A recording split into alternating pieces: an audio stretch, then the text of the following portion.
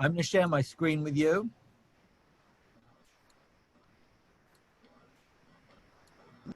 You can see it? Yep. Yes. Great. So we began last week with this discussion of the moral universe. We began with a statement that I've used often, hopefully to great effect, from Martin Luther King Jr. It is hard not to use to great effect quotes from Martin Luther King Jr., who said that the arc of the moral universe is long, but it bends toward justice. And while we saw that as innately hopeful, inspiring, we also noted that there is a thorny issue that it seems to imply inevitability, that the arc may be long, but it bends toward justice. There is inevitability that justice will reign. And in some ways, that almost rids us of agency.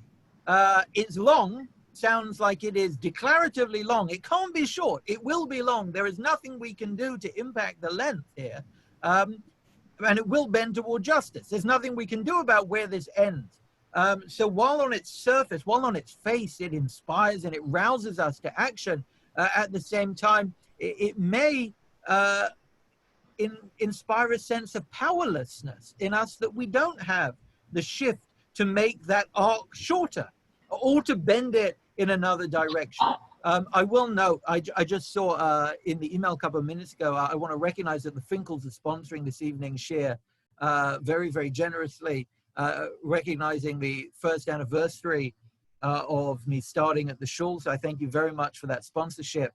And our learning this evening should be, please God, in the merit of blessings that flow from many anniversaries, as we all, please God, recognize wonderful things in all our lives.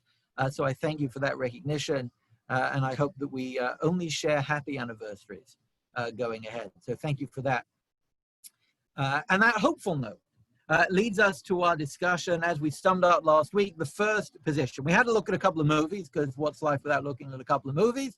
We saw the Adjustment Bureau, we saw Minority Report, we heard about the Avengers, we turned to Dostoevsky, we turned to Steinbeck, and we had a look at a small clip of Rabbi Sachs interviewing Professor Colin Blakemore, talking about belief in fate and free will and responsibility, where it came to a head where Rabbi Sachs said to this professor of science, do you seriously believe that you have no free will, that you are who you are right now, that you are sitting in the chair that you are in right now, inescapably, inevitably? This is how the world would have ended, because we're all a product of cause and effect. And he said, yes, that is what I believe. And it's not trivial. He says, I believe that absolutely, because otherwise, if I didn't believe that, I would have to abandon the scientific enterprise. Because if you tell me that I have choice, then what happens to science? In research, in scientific theory, we have to believe that causes and effect are inevitable. Otherwise, how are we going to get a vaccine? How is experimentation reliable? How can I use a control group? The entire premises of modern scientific endeavor is based on the premise that there is cause and effect. And if I believe that I have choices, I have to say that human beings are somehow different. And that was the end of the clip. And of course, we led from there into the Rambam Maimonides, who I have on my screen for you here.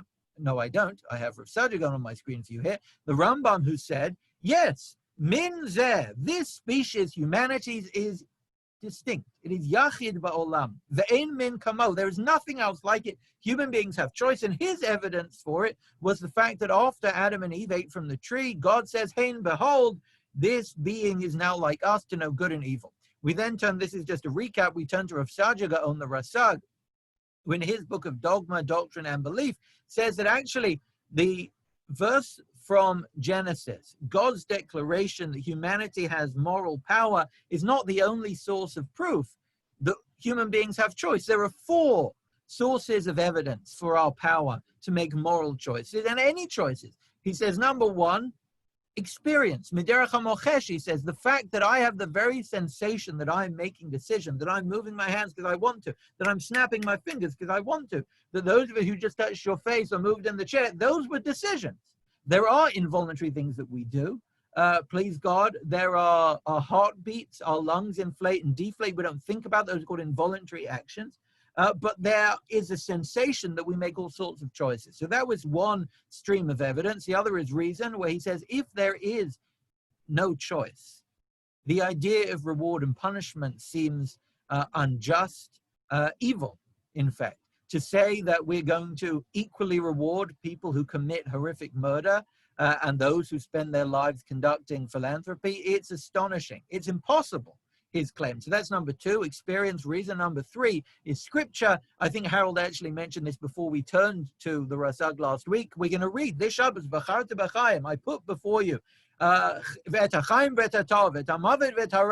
says, I put before you pathways. Uv'charta b'chaim, choose good, choose life. And it seems almost taunting, almost sadistic for God to say, choose life, if we have no choice.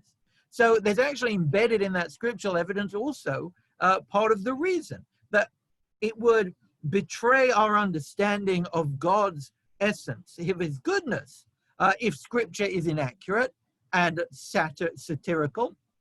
And on its face value, God is offering us choice. And then he says, and there's also evidence from the rabbinic canon. We have the sages saying, there are things that are determined. We don't get to pick the weather. Although I think I may have mentioned last week, environmental activists may say that we do have an effect on the weather. And we can talk about environmentalism, climate change in another series. But at its very root, we don't really get to pick. When it's sunny, when it rains, we look at our phones and we imagine that even the predictions are often wrong. It's predetermined somehow, out of our hands. But Hakol b'dei shamayim, all the things out there are in God's hand. Chutz miyirat shamayim, but having faith in God, having fear in God, living moral lives, the way that we behave and we behoove others to act seems to be in our hands on the basis of the sages. So those are four avenues of evidence. And that's where we wrapped up last week, and then we took some questions, we had some conversations, some fascinating reflections from you. And what I'll do is now, before we turn to our second group of thinkers who say legitimately in Jewish thought, there are a group of thinkers that say we have zero choice over what we do. If you do good, you didn't decide to do good. If you do evil, you are not held culpable for that evil that you did. It seems. And it is, as I said last week, astonishing that you have authentic Jewish voices from across the rational spectrum, some who are mystically inclined and some who are rationally inclined, both saying, and of course this is the confluence of modern science, saying that we don't have choices about what we do. So hopefully we'll get to that this evening. But before we get to that, I think it's important to recognize the problems that the Maimonidean approach presents. Otherwise, it seems like, and forgive the phrase, an easy choice as to how we look at life. That of course we have, why would I not want free will? And as I noted last week, from those movies, I actually didn't unpack it because I didn't want to spoil the endings, but it struck me that if you haven't seen the movie from a decade ago, you'll be fine if I spoil the ending. It seems to the modern psyche, in the modern West, in the modern world, for most of us, it is so intolerable that we wouldn't have choice, that the way we play out our fantasies on the screen always resolves itself in us having power. I mentioned Minority Report last week, where Tom Cruise is part of an agency people for pre-crime until there's a prediction that he performs a crime, and then he goes on the run to escape his colleagues who want to arrest him for his pre-crime that he is going to commit. He sets his watch to the time that they predicted he would commit murder, and he spends the movie fleeing from being in the place that it predicted, from facing the person that it predicted, and the fate builds where he is almost compelled to go and face this person who he's predicted to, and you can see him struggling, knowing that he's falling into the trap of fate, and he gets there, and his alarm, he's holding a gun facing this person who is predicted that he was going to murder, and the alarm goes, 5-second countdown till he was predicted to kill. 5, 4, 3, the music rises, 2, 1, beep, beep, beep, beep, beep, beep, and he doesn't shoot. And that, of course, is a denouement of the movie, where we are given that internal consolation. Oh, we do have choice. We can determine our fate. And that movie is one example of how intolerable it would be for us to enjoy a movie if we didn't have fate. I also mentioned The Adjustment Bureau, which also ends with Matt Damon having tried to run away from the adjusters and the chairman who writes the plan. It finishes, and at the very end of this series, I'll actually play an audio from the very end of the movie. It finishes with him recognizing, and the chairman recognizing, that we do have sway over our fate, that it's not just a plan that's pre-written that we can't escape, that we have power. Of course, I mentioned also the Avengers, the byline of the evil antagonist being, I am inevitable. I'm afraid this is more recent, but I may spoil the ending. I don't know. Anybody see the movie? Yeah, it's about 10 hours of your life to get there. So I'll save you 10 hours. The enemy, Thanos, who is the god of death, so to speak, says, I'm inevitable. And it ends after, and this will be important for one of our answers in a moment, they go back in time, don't ask me how, they go back in time to try and replay events so that they can kill the arch antagonist. And he keeps wanting to say, I am inevitable. And it ends with Iron Man actually winning and clicking his fingers by saying, I am Iron Man. And it ends by making sure that fate is not inevitable. So again, and that's about 10 installments of movies that builds up to that point. Again, we live in an age where it is almost intolerable that we don't have choice. And I'll mention this when we head into our third session next week as well. Partially that's because we are so aware of moral horror, partially because of the Shoah. It's intolerable that we aren't responsible for what we do. It's intolerable to imagine that the people who perform such vice weren't making decisions, however horrific it is to imagine that they were choosing volitionally to do that. It's morally intolerable to imagine they're not accountable for it. So we live in a world where having choice is almost part of the human condition. So that's why we are so inclined towards Maimonides, who says, "V'chata b'chaim," we have choice. So to problematize this view before we turn to the view that we have no choice, otherwise it seems like a straw man. Of course we have choice. I'm not even interested. I want to present just for a few moments a few possible problems with the idea that we have free will. And the first one, I don't know how many of you have seen Aladdin, we can call the Jafar problem. Again, we don't need to run through the whole Disney script. And of course, it's not a Disney originated story. It's one of the Grimm brother tales taken actually not from the Middle East, but the Far East, where the young man Aladdin who wants to make his fate and fortune, etc. Either way, that's not that important for our purposes. What is important is there is a figure, horrific figure called Jafar, who plots and schemes. He's the advisor to the Sultan, and he wants to become the Sultan. He finally gets his hand on a genie, and he gets 3 wishes.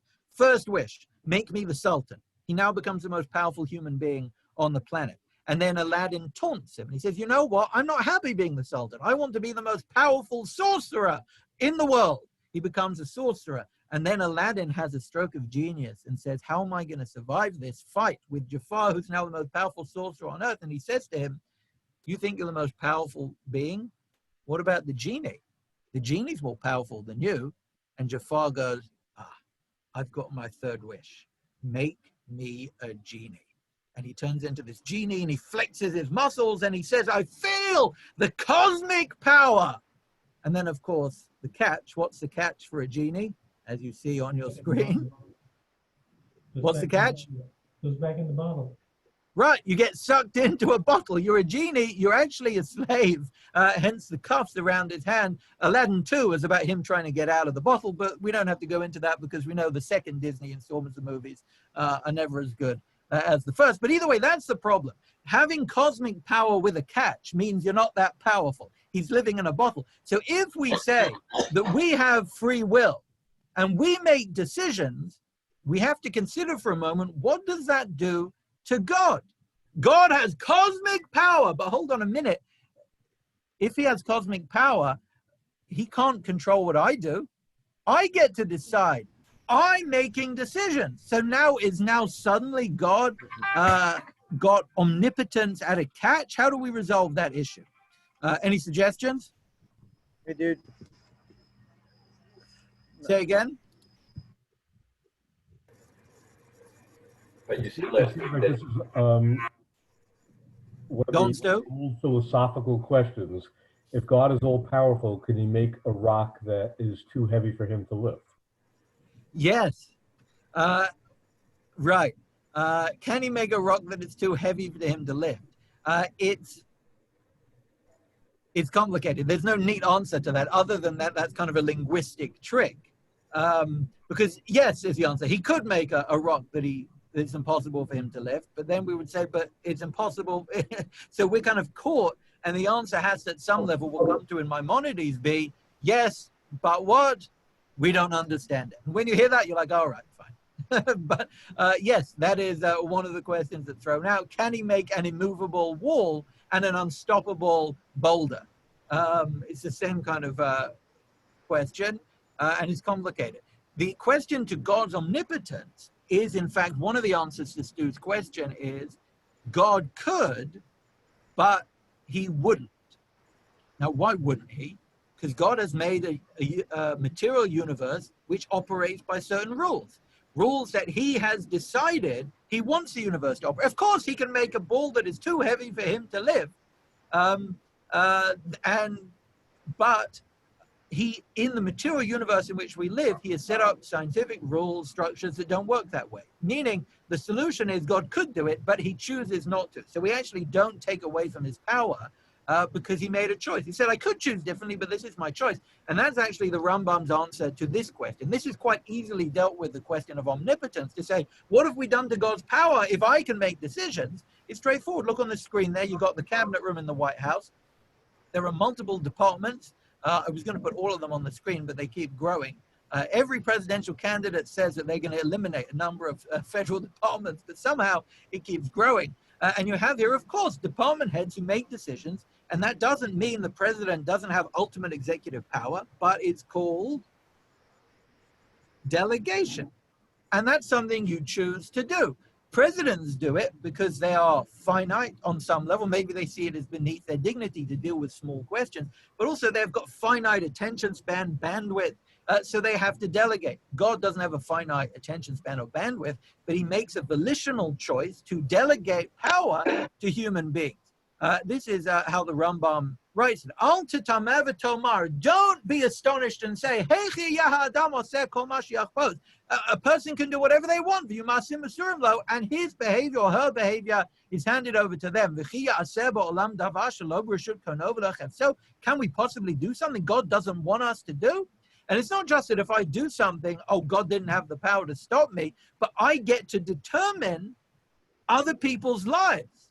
If I have ultimate choice, and this is where it gets difficult to embrace the Rambam's view, which seems obvious to us. Of course, we have choice, but if now we have choice, suddenly saying, oh, it was God's plan becomes almost empty, because I don't know that to be true. If somebody goes on a horrific rampage and goes on a murder spree, it's hard to take solace and say, obviously it was their time, if I believe that human beings have choice, and that actually this lunatic or horrific figure made a choice, and God made a choice at the dawn of our creation that human beings have free will. At that point, we are now almost stripped of the escape to say it was God's plan.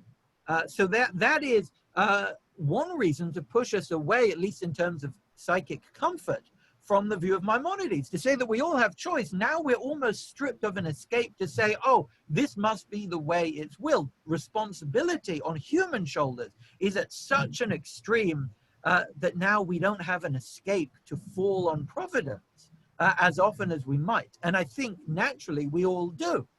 So while we all feel that we have choice, I think we also often lean on the idea, when we're uncomfortable with choices having been made, that it must be God's plan. So we kind of oscillate between these views, which is why it's helpful to problematize it. Because if we denude God of this power, suddenly there can be all sorts of meaningless things along the arc of the moral universe, which is no longer inevitable and entirely in the hands of human beings. Even if we believe that there is a messianic age and an end of days, which is inevitable, the Rambam suggests that there's not one way to get there.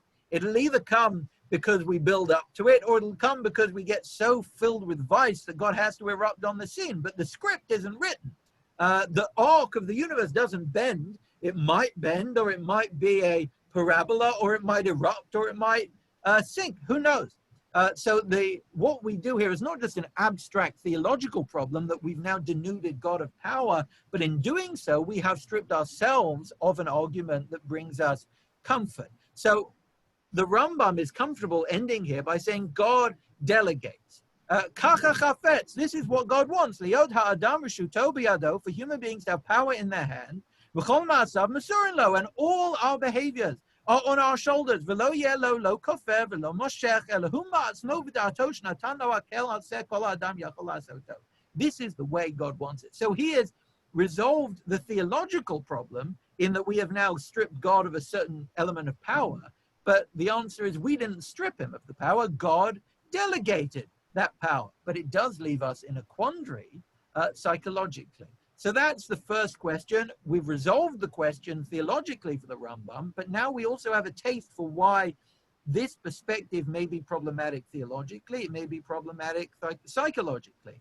And now we come to the second question. We'll leave Harold Kushner for another time. He takes the same out as the Rambam does in a different context in Theodicy, in what is the inspirational #1 bestseller, over 4 million copies sold, I'm told, by the cover of this book. But we turn to the second question, which is harder to escape. And this is a dollar bill, as I'm sure many of you know. It says, "In God we trust." And there is a symbol on this. For those of you who saw National Treasure, much is made of this symbol of the Knights Templar. On the left-hand side, there is a symbol of providence. What is the symbol of providence?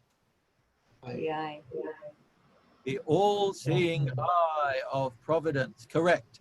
That is the question that we now face. Omniscience. If we have choice, does that mean God doesn't know everything? Forget it, he can delegate power. And I'm comfortable with God having all the power in the cosmos and saying, I'm going to give you a bit and sit back.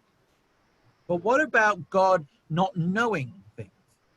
We now have to imagine a celestial ignorance, which is very different to a celestial delegation, because knowledge, as we like to say, is power. And to delegate power is one thing, but to be absent of power, saying, I don't know what's going to happen. How does God then write the script? How does God do anything without knowing what comes next? It seems like inescapable. If I have choice, I right now can decide to say something horrific or continue with the share, and God's got no idea. He's in the dark, so to speak. How do I resolve that issue theologically? And there are a number of takes on this. The first I'll share very briefly is Maimonides. Rambam says, Shema Tomar, and this is again in Hilchot Tshuva, which is again why this is an Ellul series. It's so pertinent to what it means to be penitent, to reflect on decisions we make going forward, to make commitments. Shema Tomar, the Rambam says, lest you say, V'halo HaKadosh Baruch Hu Yodea Kol Ma Sheyeh V'Kodem, that God knows everything that will be. She'ayada Shezeh Yeh Tzadik Rasha Ulo Yada. Im Yada Shehu Yeh Tzadik, I Efsha Shelo Yeh Tzadik, V'im Tomar She'elu Yeh Tzadik, V'efsha She'eh Rasha, Hari Lo Yada Davar Barava. We now saying, hold on a minute. I thought we said that God knows who's going to be righteous. Yes, they can make decisions, but God knows. But how can it be that God doesn't know? Da, he says, you should know. Shechuvat she'elazu arucha me'aretz midava rachava mineyam. The answer to this question is longer than the earth is long and wider than the oceans are wide. V'kama ikarim gedolim. And many central tenets for hararim ramim and great mountains, taluyim ba, hang on this question. That God, how can it be that God doesn't know what's going to unfold? But if he does know, that means I've got no choice. If God knows right now that I'm not going to do something ridiculous, I couldn't do that ridiculous thing, because God knows I'm almost trapped by the mere fact that God knows what's going to unfold. That's the somewhat famous question. Anyone know an answer? How could God know what's going to happen and me still have a choice to do something? Well, what about the situation where, we were talking about last week, when God hardened Pharaoh's heart? Pharaoh had a choice, and God knew what he was going to do, and chose to make him do something else. No? So the text, you're right, the text seems to indicate that it's plausible. I guess the question theoretically still stands, meaning hardening Pharaoh's heart seems to be an interruption of the natural causes. But the question here would say, before God even hardened Pharaoh's heart, he knew what Pharaoh would do. Pharaoh always had a hard heart. Again, the biblical text pushes back against this theoretically because it suggests God does make a choice to change someone's fate. But from the theoretical side, the fact that God knows what's going to unfold in itself means we all have hard hearts, meaning we all have soft hearts. Whatever we were going to do is pre-written. It's, as we noted from Macbeth's speech at the end of discovering that Lady Macbeth has taken her life and everything has gone horrific. What do? Macbeth says tomorrow and tomorrow and tomorrow. It's all written. We all strut and fret on the stage till the last syllable of recorded time. And that phrase, recorded time, is the weighty part, which suggests that it's all recorded. If it's all recorded, so if somebody somewhere has notes, even if they're not pulling the levers, but they know what I'm going to do, I don't really have choice. I may have the sensation of choice. It may be the Rav Sargagone is right. I feel like I'm making decisions, but I'm just a self-flattering myth in the way that Rabbi Sachs put it to his atheist counterpart. We think we got choice because we live in ignorance, but God's not ignorant. He knows what we're going to do. So I am entirely powerless to make my decision. And God's mercy is that he lets me have the idea that I have choice, but that's just mercy. And really, our lives, in Macbeth's words, signify nothing. We don't make choices. What do we do with this? So the Rambam says it's a good question, which is a good sign. However, his answer to that question is wanting for some of the commentators. This is what the Rambam says. Sarich ata liyadau lahavin. You, second person he says, his reader, have to know and understand b'davar zeh, on this matter, sha'ani omer, that I say as follows. HaKadosh Baruch Hu einu yodea midea shehi chutz mimenu k'bnei adam. And this gets a little bit esoteric, philosophically. He says, human beings, we have knowledge of things outside, and we perceive that knowledge to be external. We can forget things, we can learn new things. Our knowledge is something that we implant and explant. It is something external to who we are in our essence. Ela shehu yitaleh shemo, but God, v'da'ato, and his knowledge, echad. It's not something external. He doesn't learn things and forget things and store things and remember things.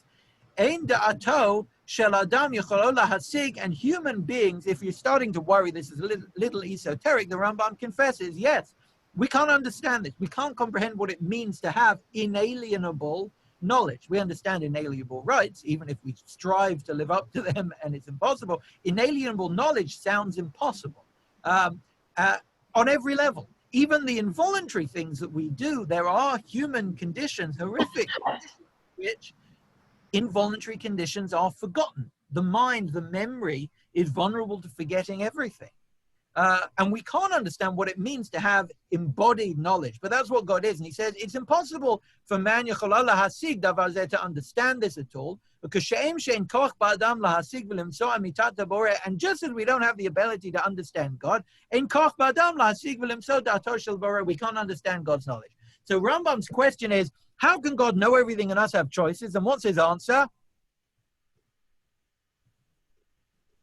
His answer is, I can't tell you. We can't possibly understand it. We have reached the end of human comprehension. This is a very important question, and the Rambam says, I take it on faith. I take it on creed, and that's why he turns to the biblical text as his source of evidence that God says we have choice. It is a central tenet. We have free will. It is also, for the Rambam, a central tenet. God knows everything. How do we resolve this issue? As Stu said, can he make a boulder that's too heavy for him to lift? Answer, the Rambam says, yes, but I can't tell you how. It's beyond human comprehension. At which point the Ravid, the prime intellectual antagonist of the Rambam, comes along and says, Rambam, my friend, Maimonides, my good friend Maimonides, what are you doing? That was not a wise move, Rambam. Don't start something if you don't know how to wrap it up. Don't put a question out there for your readers to say, the whole world depends on this question, and then say, what do I know? It's something I can't comprehend. Rambam, you're the key rationalist figure. You're not a mystic who leans on it's impossible to understand. You've now set up a question. People now have this question circling in their minds about the impossibility of these two tenets coexisting. And your answer was, yeah, we wouldn't understand it. So the Ravid says, I'm not happy with this. And he gives his own answer, which is somewhat difficult. But he essentially says, God doesn't know everything. That's it.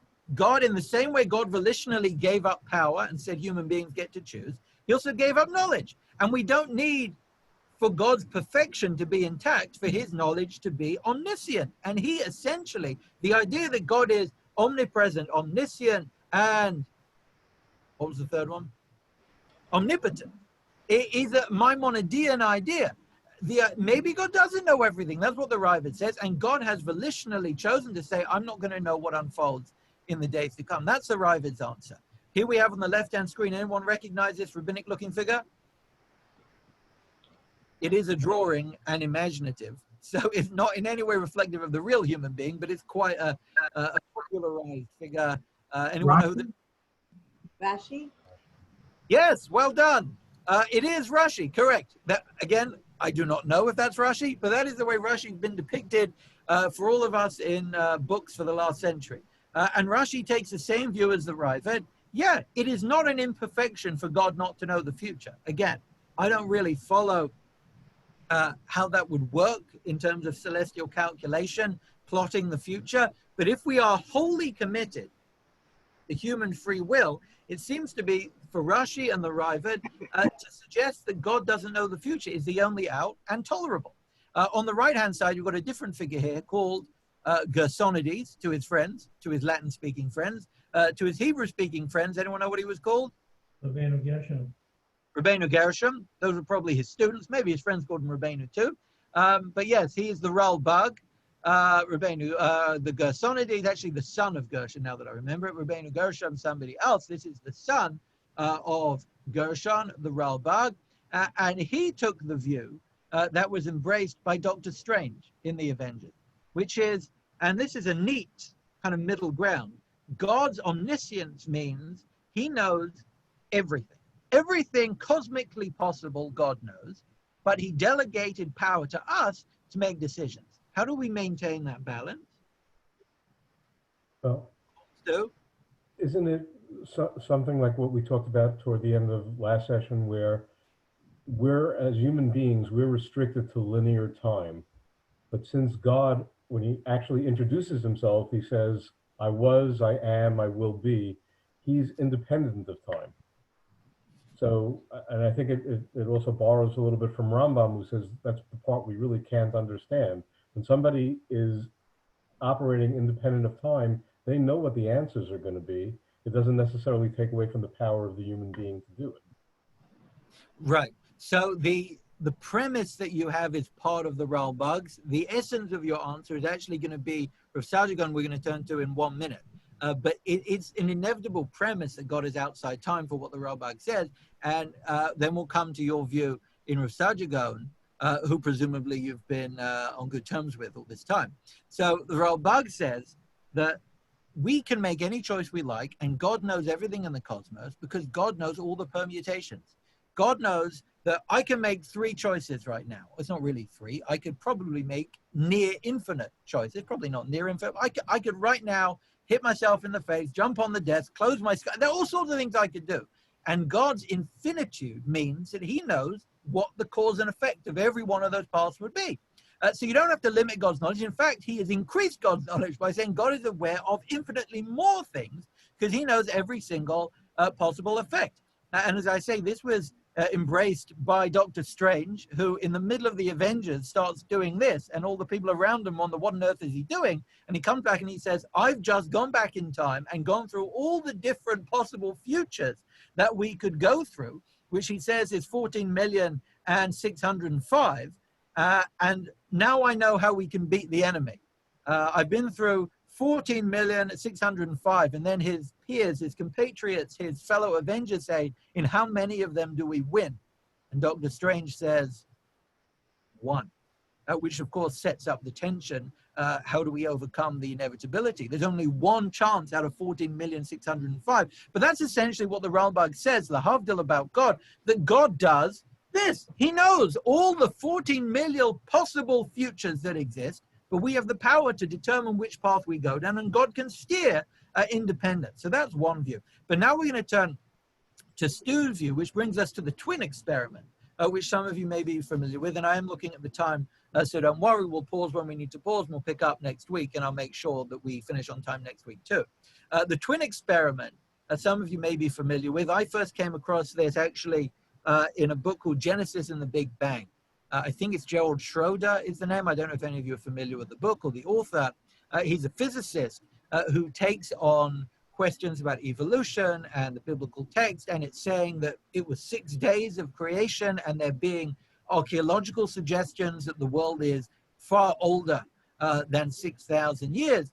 And one of his suggestions plays on an Einsteinian idea about time, which is that time is relative. Time is a dimension. And this is the twin experiment for me as a teenager reading this, it helped concretize it, is that Einstein suggests that if you travel at the speed of light, time slows down. And the closer you get to the speed of light, the more time slows down. And this is hard to accept if we've lived a life in which time is standard. But time is a dimension that can speed up and slow down. We don't know how to reverse it, but scientifically today, we do see evidence that time slows down. One example of that is on our GPSs, on our phones, there is a fraction of a millisecond that is taken into account when it projects our place on the Earth in our GPS for the time that it takes from the satellite to get here to place us. It takes account for a certain delay in time because the satellite's moving so fast and it's further away. That's not the helpful connection, because that's also hard to understand. But the helpful idea is, in theory, two identical twins, just to concretize this principle. Two identical twins, you put one on a spaceship and you have one on Earth. You send the spaceship off at the speed of light for 30 years and it comes back 30 years later. The twin on Earth started at 30, is now 60. The one who was going at the speed of light for the last 30 years come back and is 31. That's the theory of Einstein, that time is not a constant. He aged at a different pace. Time slowed down at the speed of light. It's almost astonishing that Einstein would even come up with this, which is why, of course, he's become now a synonym for scientific excellence. But it does seem to play out. I think it was last year, maybe 2 years ago, that they had an echo of a gravitational wave that was picked up in California from the collision of two black holes millions of light years away, which sounds like scientific fiction, or science fiction, I should say. But it seems that his theories have been subsequently given substance to them. And one of his claims is time is a dimension. So if Sergio Gaon and Stu claims that God is outside of time, it's a physical dimension. It is not a law of existence. It is only a law of cosmic material existence that God forged. And God is outside of time. He can go back and forth, up and down, backwards and forwards. So the claim is, and I should probably just put on the screen Back to the Future for the sake of it, but the claim on the part of Rav Sergio Gaon is that God knows what I'm going to do tomorrow because I'm going to do it tomorrow. And this is very hard to bend one's head around, meaning you can preserve the fact that I have complete choice and God knows everything because he's outside of time. And the fact that he knows it doesn't stop me from doing it because he's outside of the dimension of time. That, I think, we can put in a box and say, okay, I understand the sentence, I understand what you're saying, it calculates, I don't know what you're talking about, but I understand why that answers the question. And that's a couple of the answers to address this issue. Now, it's 9:14. We're going to pause in a minute. That's the end of our first section. We've now dealt with the possibility, the view from Maimonides, Rav Sergio Gaon, and others, that we are endowed by our Creator, not just with inalienable rights, but with inalienable choice. We have the power to choose good or evil, and we are held accountable and held responsible for those decisions. That's a view we've expressed. It seems almost inarguable and unconscionable to assume otherwise. So what we did today, we problematized that view by suggesting that actually there are consequences to believing we all have free will that many of us might be uncomfortable with. Some of them are abstract. We might be uncomfortable with a God that isn't fully powerful. The Rambam says, don't be uncomfortable with that. He delegates. Okay, but you might be uncomfortable with a God that delegates power. You might be uncomfortable with a God that doesn't know everything. The Ravid and Rashi are not uncomfortable. So yeah, God doesn't know everything. Rambam seems uncomfortable with that, doesn't really provide an answer other than to say that God's knowledge is inalienable to him. We can't understand it. Rav Sadio gives a little bit of scientific flesh on it maybe to say that he's outside of time. But the main discomfort, I think, that we've discovered from the view that we have full choice is that horrific things can happen without them being God's intention. People can suffer. People can die and it not be God's plan. That seems also unconscionable to many of us psychologically. So now we have to play with the idea that we want to know that we have choice, that we're accountable for what we do, but also come to terms with we may not have a crutch to lean on when horrific things happen, to come to terms with it by saying, I don't understand it, but I have comfort in thinking that God does. And I don't just live in a meaningful world where we all get punished and rewarded, but this person died and it wasn't their fault. And they're gonna, get reward in the next world or be treated well in the next world for what happened, but it wasn't meant to happen. How do we come to terms with that? So that's the problem set. We're now gonna shift to the next view, which is that we live a life of illusion. And what I'm gonna ask you to introduce this, because the claim has to be, if we have no free will, the claim is gonna have to be that we have an illusion of free will, because we all have that sense that I'm making choices all the time. And the claim is going to have to be, you feel that way. But as we said, that's a mercy on the part of God to help us get through the day. Because if we didn't have the sensation of free choice, we would all be tortured all the time, as Macbeth is in that scene where he says, I feel like an idiot. The whole world is just sound and fury signifying nothing. Life is nothingness. If I'm not making choices, I'm just playing out a pre-written script. Life is meaningless. So we have that mercy of an illusion, but there is a view that we don't have choice. Now, to illustrate how that might be the case, I want to ask you all a question. As you look at this screen in front of you, I'll just give you about half a minute. Put up as many fingers as you think this video is on a loop. When you discover the length of the loop of this video, put up your hand to tell me how long it is till it starts again, the motion on the screen.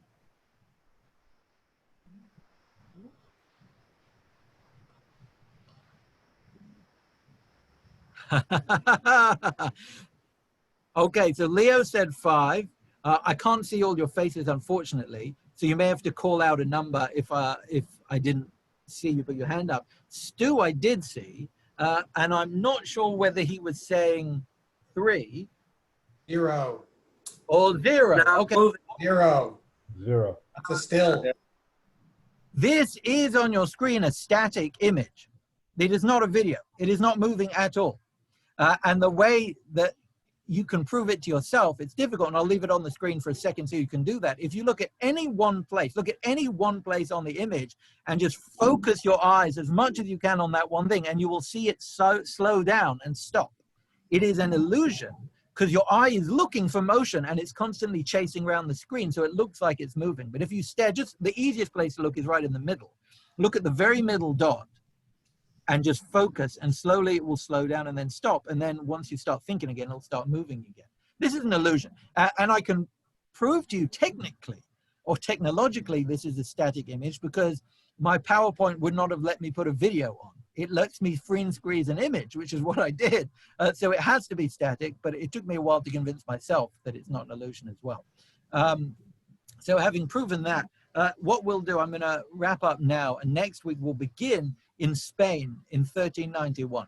1391, I'll just note now, was the almost the nail in the coffin for Jewish life in Spain. What date do we usually associate with the end of Jewish life in Spain?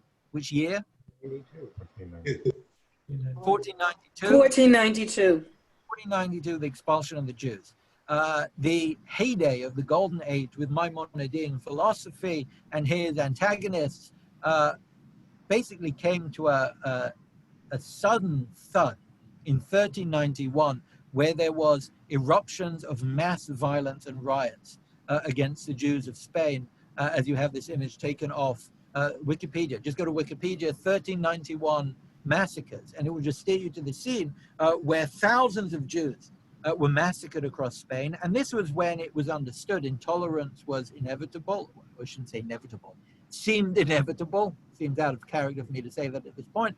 But the figure we're about to turn to will claim it was inevitable. And 1391 was the age in which they realized Spain was never going to work. This was not the perfect utopia. We had not reached the end. 4,000 Jews were killed in Seville on June the 6th. You can look this up also on Wikipedia.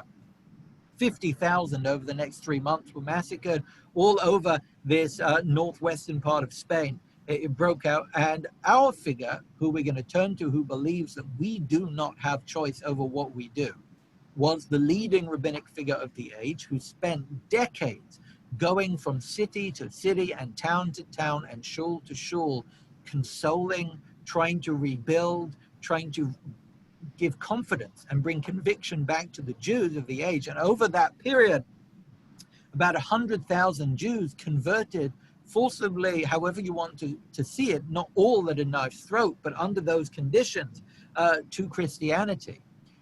And in that time, Rabbeinu Kreska spent his energy walking around the country trying to heal, which is to some degree why he's less known now than somebody like Maimonides, who had intentions of tragedy in his own life. He had to flee a number of times, but he didn't spend time going around doing the social rebuilding of Jewish life, and he spent his energies on the intellectual Jewish life. So Rabbeinu Kreskas is our figure who we turn to.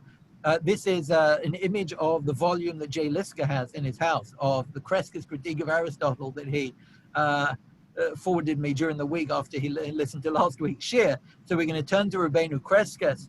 The modern day authority is a fellow called Warren Zev Harvey, who's this figure on the right-hand side. This is a street being consecrated in the name of Rabbi Chistai Kreskas. I think this is in Yerushalayim. It looks like from the background it's in Yerushalayim. We're going to turn to him, who spent his life fighting to heal Jewish communities and rebuild, but also left a huge philosophical legacy in his wake that we'll turn to briefly next week. But I know we are low on time, so I'm going to pause